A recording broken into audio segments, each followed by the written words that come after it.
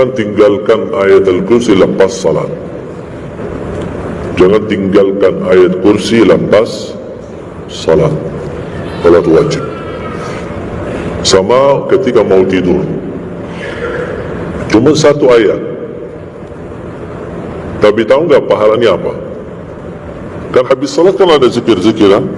Istighfar, kemudian tasbih dan yang lain-lain. Di antaranya baca ayat kursi. Tahu nggak pahalanya apa? Ada yang pernah baca pahalanya apa? Barang siapa yang membaca ayat al-kursi setiap habis salat fardu, laisa bainahu wa bainal jannati illa an yamut. Tidak ada sesuatu yang mampu menghalanginya masuk surga kecuali menunggu mati. Cuma baca ayat kursi. Dan ketika mau tidur, langkah pertama menuju salat sesuai salat Nabi kita Nabi Muhammad SAW adalah wudu. Kemudian nawaitu innamal a'malu binniyat, dan cukup niat itu ada di dalam hati. Yang ketiga, mulai dari gerakan takbir dengan suara Allahu Akbar. Ucapan kata itu tidak ada sebelum takbir itu disunnahkan selain bertakbir. Selepas kita nawaitu, kita langsung bertakbir. Dan contoh yang dicontohkan oleh Rasulullah SAW, posisi tangan kita saat kita bertakbir seperti ini. Ada juga contohnya mendekati telinga seperti ini. Tapi yang kita selalu perhatikan, sepertinya orang mau salat tapi malas laksanakan salat. Begitu dia masuk dalam salatnya, Allahu Akbar. Tapi tangannya di mana? Mana ada takbirnya di sini? Jadi begini aja. Dia merasa keberatan mengangkat tangannya di posisi yang benar, yang sudah dicontohkan oleh Rasul kita sallallahu alaihi wasallam. Ada dua posisi. Satu, yang kedua, boleh mendekati telinga.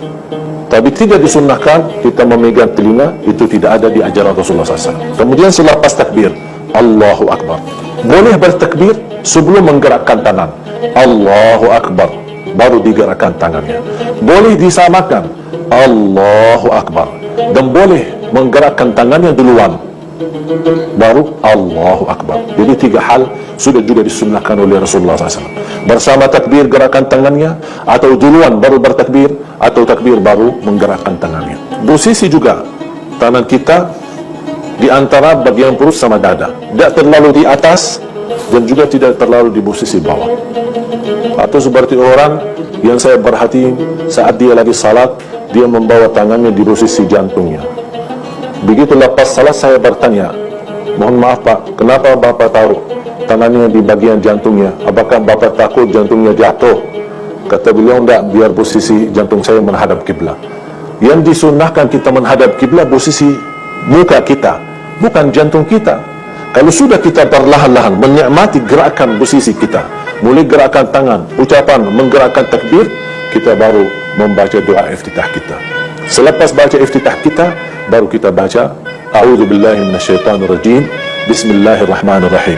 Berarti posisi isti'azah dan basmalah bukan selepas takbiratul ihram, tapi sesudah membaca iftitah. Sebelum baca al-fatihah, baru kita A'udzubillahi minasyaitonirrajim, Bismillahirrahmanirrahim, kemudian dilanjut membaca surat al-fatihah. Kalau di salat sunnah, boleh cukup dalam membaca al-fatihah langsung rukuk, tidak menjadi masalah kalau di salat sunnah. Tapi yang salat wajib, khususnya rakaat pertama sama yang kedua, wajib membaca al-fatihah, kemudian salah satu surah yang lain. Posisi rukuk benar-benar dijaga. Pertama, posisi tangannya di atas lutut, ini posisi rukuk, sepertinya memegang lututnya sendiri.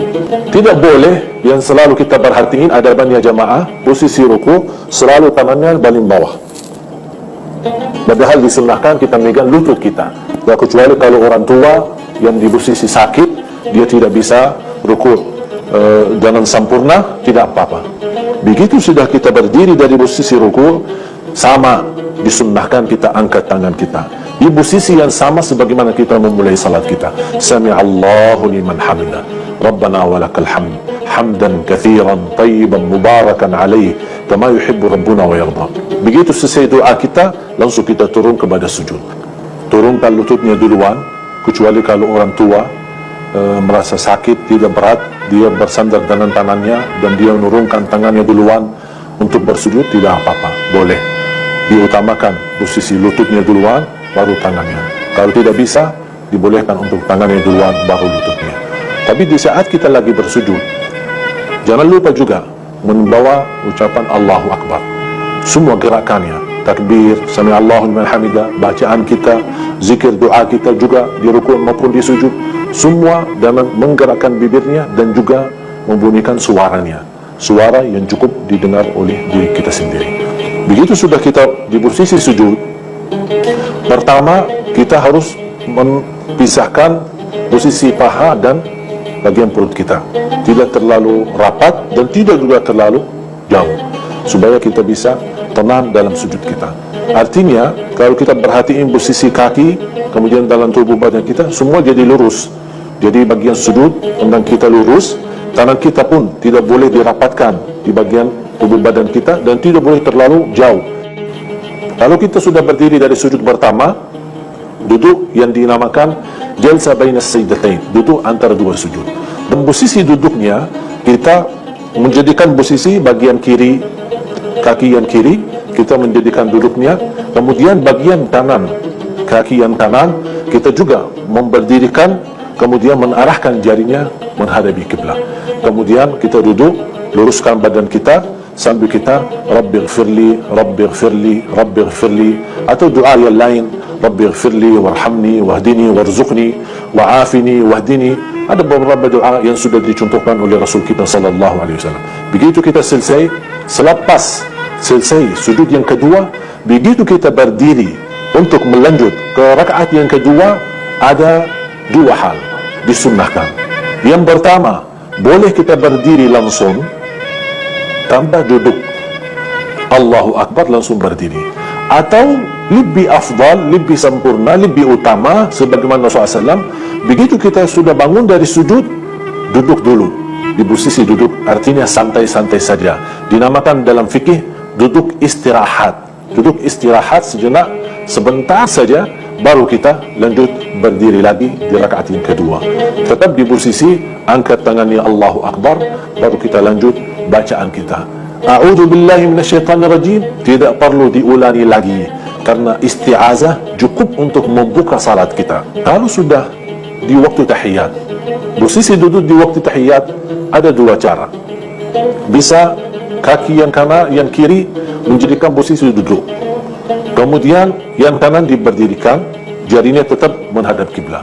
Atau bisa juga bagian kaki yang kiri di bawah kaki yang kanan.